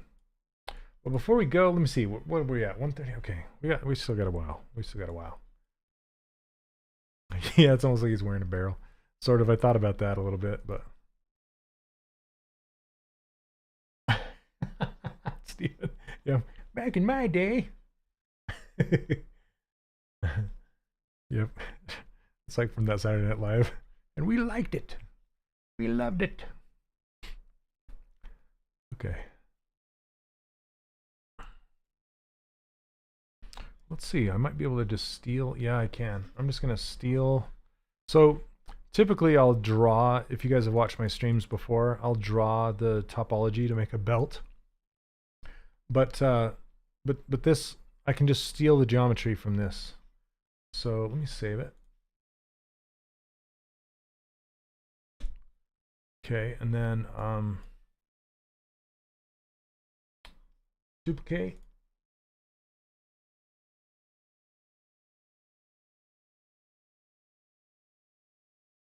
Right here, this, there's some good strappage right there. Delete the rest. And then there's a little secret you can do to straighten up some edges. And you just use the clip curve brush. But what I'm going to do is I'm going to delete half of this. I'm just going to work on one. Okay. So basically what we can do is I'm going to mask off half of this.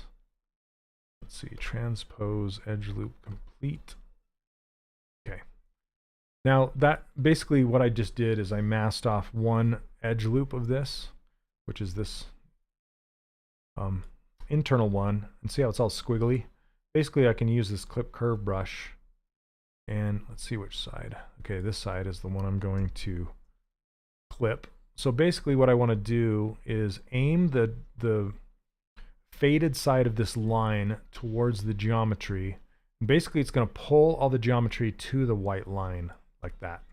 And then I'll invert my mask. You can't really see that it did anything, but I'll put it on this side and do the same thing, and it'll pull all that geometry over.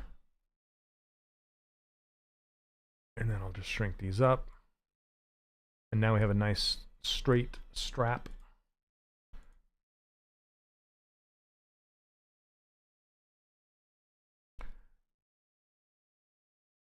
And then we can just kind of move this around and then delete the, because we don't want it to go all the way down around his lower extremities. Maybe we do. Be funny. Now that's fantasy. Okay. And then just do a mirror and weld. Oops. Oh, sorry. Delete hidden. Then a mirror and weld. Except where you need to turn off local symmetry. Do it again. There we go. What's the difference between append and insert within the subtool tab? Seen them both and used in similar way and always wondered which to use. It's really easy, Perry. Append will put the new geometry at the very end of the subtool list, and insert will insert it directly after the subtool you currently have selected. That's the only difference. That's it. Okay. Yep, keeping his pants up with rubber bands. Kind of sounds like Dr. Teeth.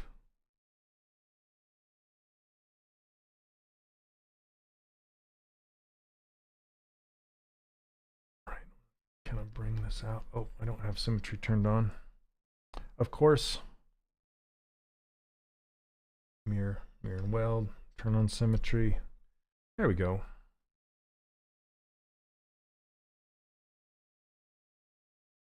And we'll give him a little button down here. Like aligning the vertices using the scale tool. Yeah, kind of. Is it Hugo? No, it's not a house elf. It looks like one, but it's not. It's I'm trying to do my own take on a leprechaun. It's got some house elf elements. Add some chaos to this and make it kind of go down like that.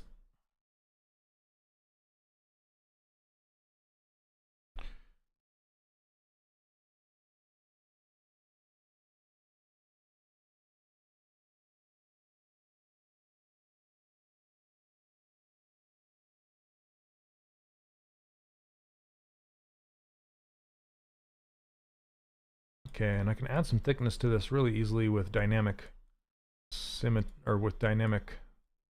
subdivisions. So I just hit D, and it'll look like that for a minute, but I can grab this thickness and pull it up, and it will start to add some thickness. like this, and then I'm just going to say turn off post-process. Or what I could do is turn that back on and go do crease. And that will put a crease around everything if I want to do it that way. But I think I want it like this, softer. Add a little bit more thickness. So it looks a little bit more organic and friendly.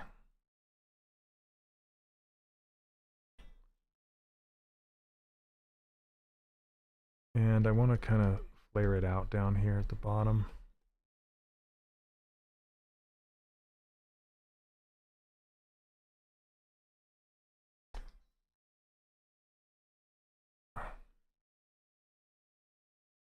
Let's see. Move tool destroys the smoothness of the mesh.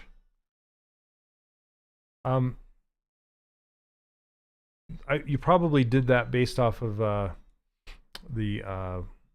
moving it off of symmetry. So you should snap your camera to either the side or the front from this and move it directly from the side. Otherwise, it's going to cross itself in the center and cause some issues.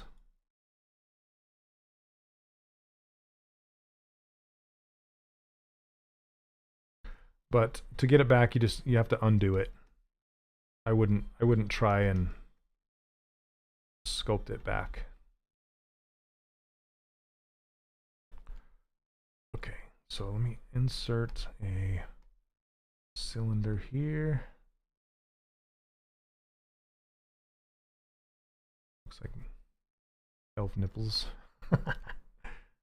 Oops. What the heck? Oh, local symmetry strikes again. Okay.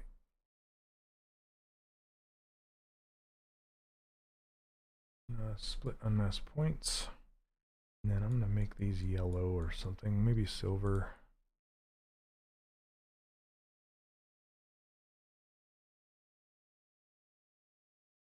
Oops, gotta select the right thing. And I want them thinner.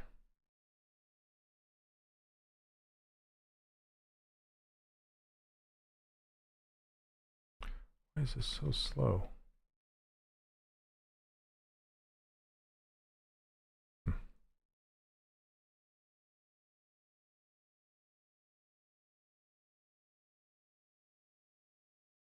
Oh, does it have thickness? Yes, it does. That's why. So whenever you insert an object into another object, it will inherit whatever that object has on it, like dynamic thickness, for example. So I need to turn off the dynamic thickness on this.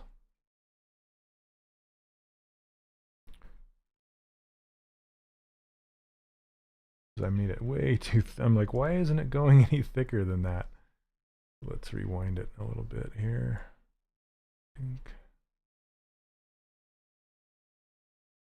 That's better. Okay. That's what I want.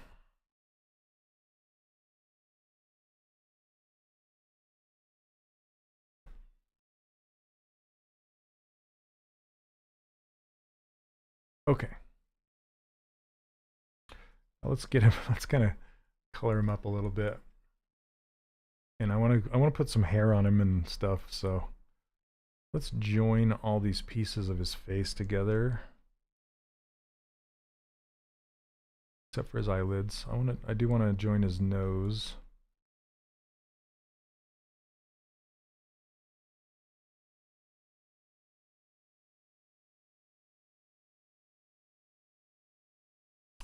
Okay. Let's save it though before I do this. I always save before I do big changes. Okay. Trying to think.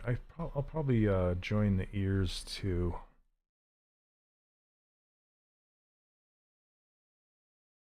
I want to crank them back more, just a little bit.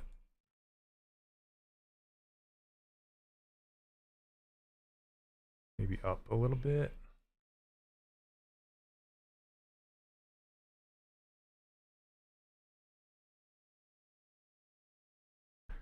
Okay.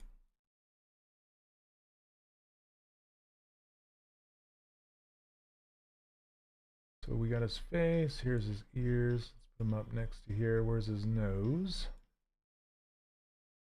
Here. Okay.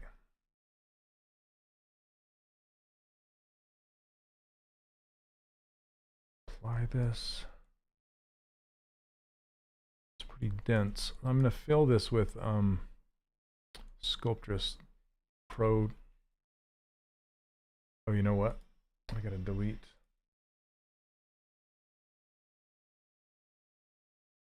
Okay.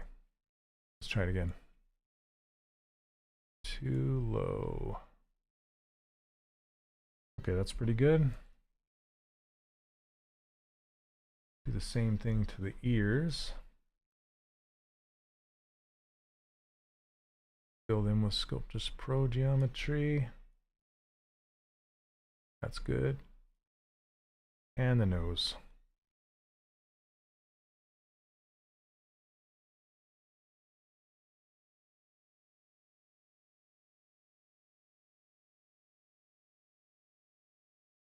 Okay. Now let's merge them together.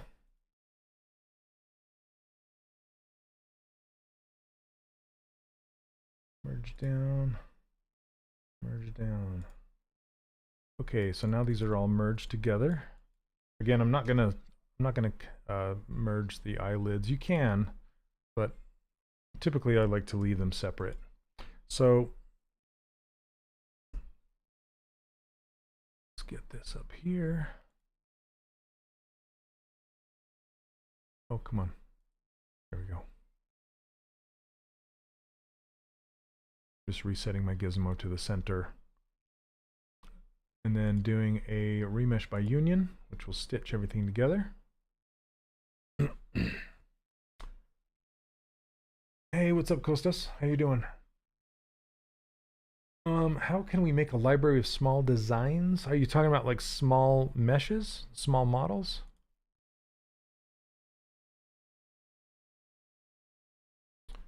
So you can make insert multi-meshes like I did here. And you can go look up tutorials on how to make insert multi-meshes. They're called IMM brushes, which is like this. See the IMM brush? It has a whole bunch of little models you can use over and over and over again. I think I want to say Michael Pavlovich probably has a really good one on it.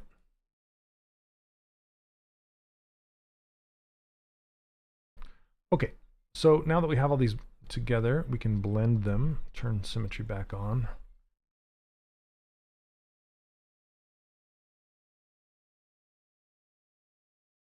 Okay, let me change to a stronger, smooth brush.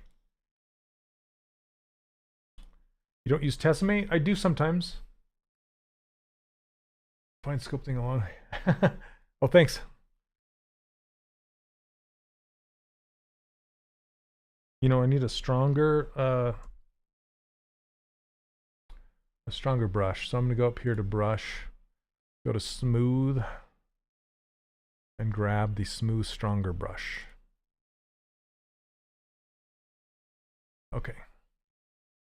This should be much faster.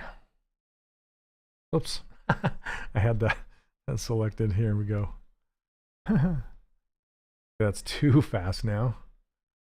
Let's turn that down a little bit. Still too fast.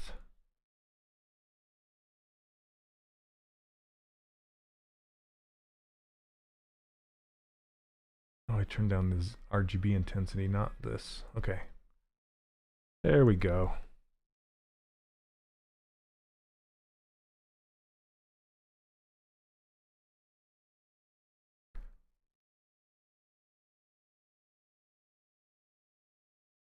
I just like to blend all the seams together that I want to blend. And what I can also do is turn on Sculptress Pro, turn this down to match it. There we go. Well. Now I can turn this up. Okay, that's better.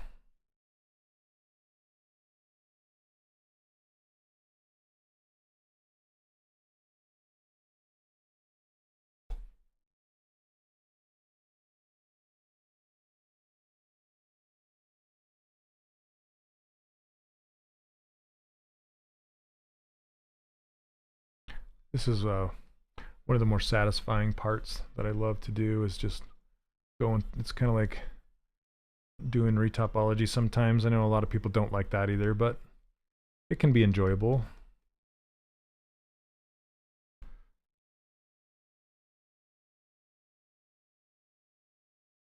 And blending all this stuff together is a lot of fun to me.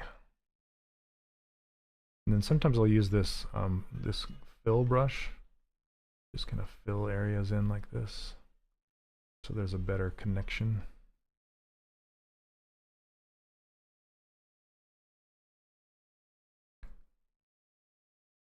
There we go. I kind of want to blend the sides of this chin a little bit more. This guy just cracks me up, I'm not gonna lie. Have I ever sculpted myself? Yes, I have, actually, twice. my avatar is myself.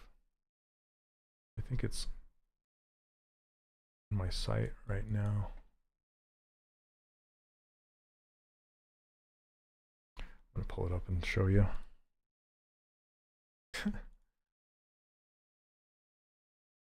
Yeah, this is on my site. See, that's me right there. Caricature. And some of my other sculpts I've done. Good times.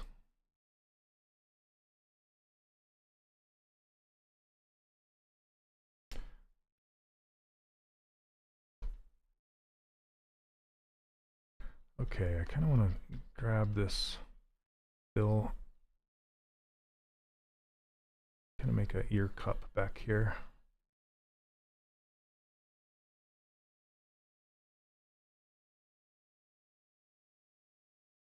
Oh yeah, there you go. Yeah, I did it during one of my old live streams. If you want to go look it up. Hey, what's up, Tolk fan? How you doing? The question: when posing a character, how do you keep smaller meshes like straps, belts, even nails from sinking into the main body mesh? Is there a way to keep them on the surface? This has been driving me crazy, but it seems everyone just suffers through. So it's just, for me, it's just a matter of masking and moving, and it's posing is almost as much mastering how to do masking as it is in knowing how to pose your character as it is. So I wish I don't have time to show you, but basically just make sure that your nails are unmasked and your arm is unmasked, and then you just mask it at the elbow. If you're going to bend the elbow, say, and then you just bend it, and make sure your focus on your gizmo is not the focus shift is what is it supposed to be at, Neil? I can't recall, but it needs to not be off, otherwise it will skew things and it will push your like nails and things through your mesh. So that might be something that you're dealing with. Okay, so let's make some red. This will really nice. Okay.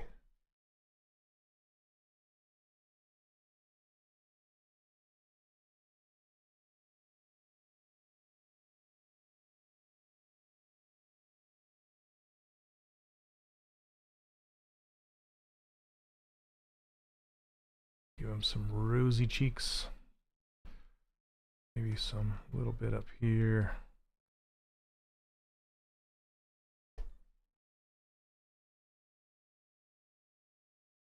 He's so happy and drunk. He was drunk.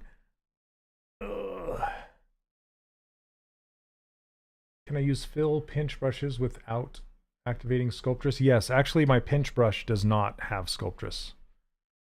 Yeah, you can go in your brush settings and actually turn Sculptress off for specific brushes. Yeah, that's a thing. Okay. So it's too fast. Minus 100 for focal shift. Okay, yeah, I think you're right. So while your gizmo is active, just make sure your focus is on minus 100, not 0. And how can make one end of a rectangle as a perfect circle? For example, the part of the belt which remains under the buttons. Can we use slice, circle, brush? Yeah. I wouldn't use slice. I would actually use. Is it a hole you're trying to do? Because you can just use like a live boolean to cut that out. It should work well. Okay, let's have some fun with his hair, shall we? In the last couple minutes. Okay, let's save it. He does look like a house elf.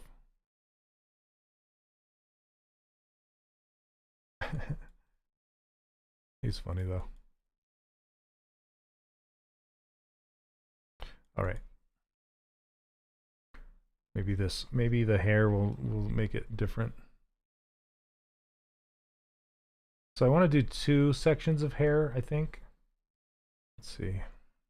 Let's go mask pen. Because I want to kind of do, let's try some stuff. Let's put some right there.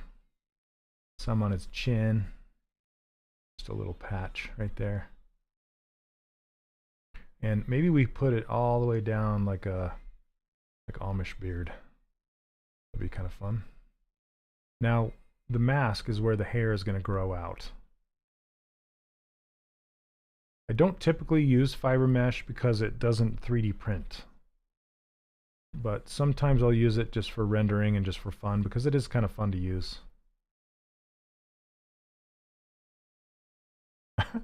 Yeah, totally. He's like, hey, Jerry, what? What do you want? Okay, so let's go. I have some curlies. Okay, let's try some stuff. Fiber mesh. It's always fun to turn on fiber mesh and see what it looks like.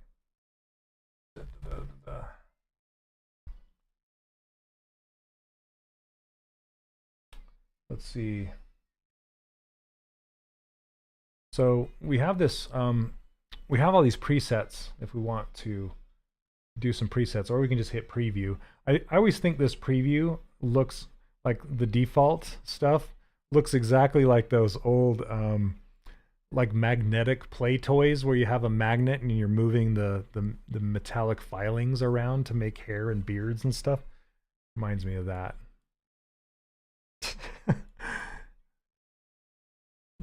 So let's see. So we can open up our modifiers and we can start changing stuff like let's change the color. It's supposed to be a leprechaun. This is the base color, so you can see the orange next to his head right here. And then this is the tip color. I'll also make that orange. Here, let's make this bright orange, and then the base kind of a darker right next to his head. That's pretty fun. Okay.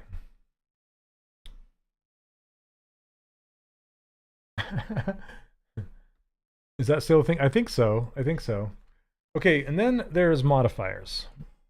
The modifiers you can go through and like you can change how many there are. So I can turn it down so there aren't as many or more.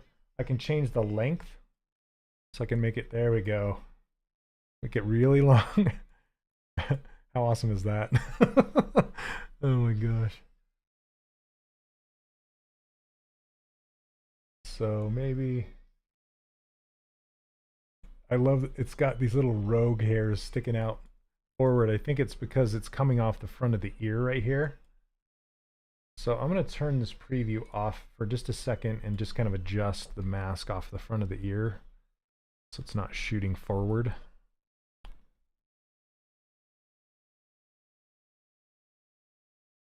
Okay, so maybe something more like that. There we go. Preview back on. Now we don't have those shooting forward like that. Do these translate to hair cards easily? No, they don't, unfortunately. I mean, there's a way to do hair cards in ZBrush, but this is not the way. What you can use these for are, you can use the curves, and you can export the curves to like say Maya or Houdini or something like that, like Unreal. I'm not sure exactly. I'm not familiar with it very much. So yeah, I haven't really tried it myself. Okay, another thing you can do is Wooly Willy. Is it still? Oh yes, yes. Oh my gosh, Steven. Man, you're here. You're keeping tabs on me. Thank you, sir. Okay, here we go. So he's like, hey, you need to make your eyebrows go right into the. He doesn't have any. He's like Whoopi Goldberg. No eyebrows here. All right, let's turn this preview off again. Give him some brows. Goodness sakes.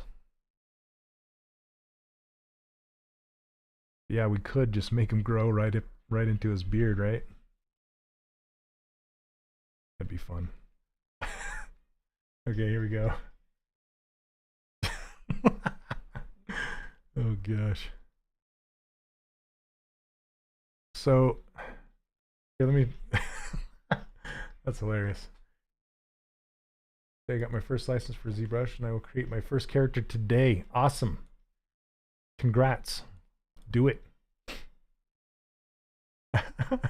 Yeah, I'm loving this guy. Look at that. So you can render this out. Now this is just basic BPR rendering.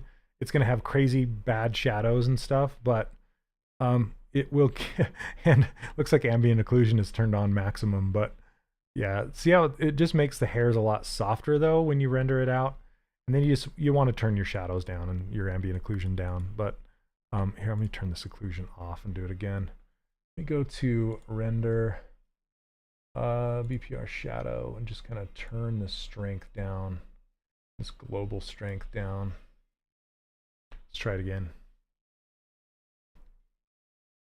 Look at that. It's like soft hair. He's so soft. He would have some scraggle to him, right? Okay. It's too funny. Man, I could just play with this hair all day. Okay, you can also add some twist to it, more twist. You can add more gravity to it. You can clump it up a little bit more. Let me go see if I can get my, I'm going to save this out. Okay, I'm just going to call it Fiber Straight. Because I want to load in another, you can save these and load them, which is really nice. So I've already made a curly one before. So I'm going to open up that curly one.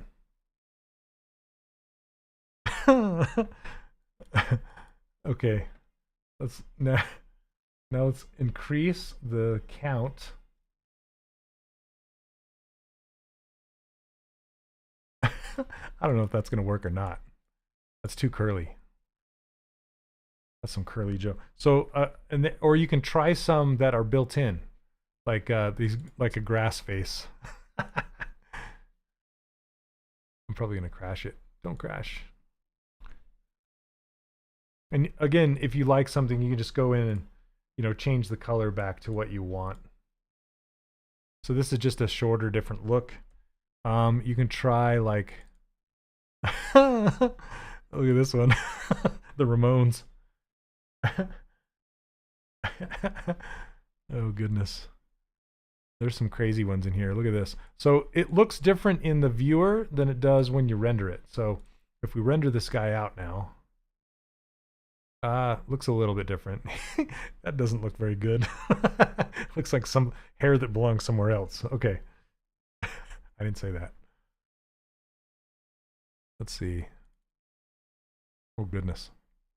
You can also start with this looks like a puppet.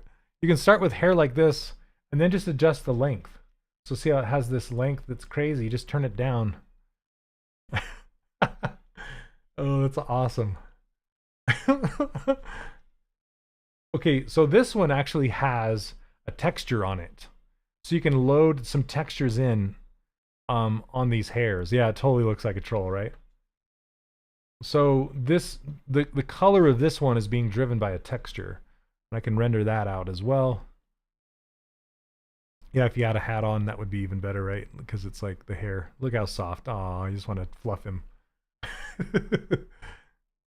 Comb his hair. So anyway, you can get that sheen. See that hair sheen on there with a texture like this. So yeah, that's another thing you can do. Oh, that's hilarious. Oh my gosh. Let's see. More. Let's try some more.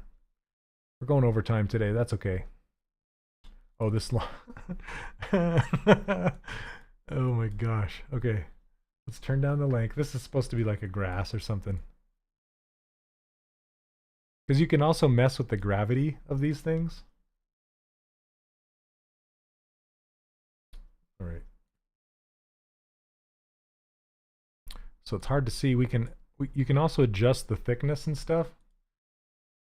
This is probably going to be super light. Yeah.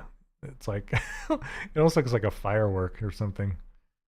You can see it in the shadow down here. That's pretty funny. Let's try another one. Oh, goodness. Let's see this one. It's like Slash.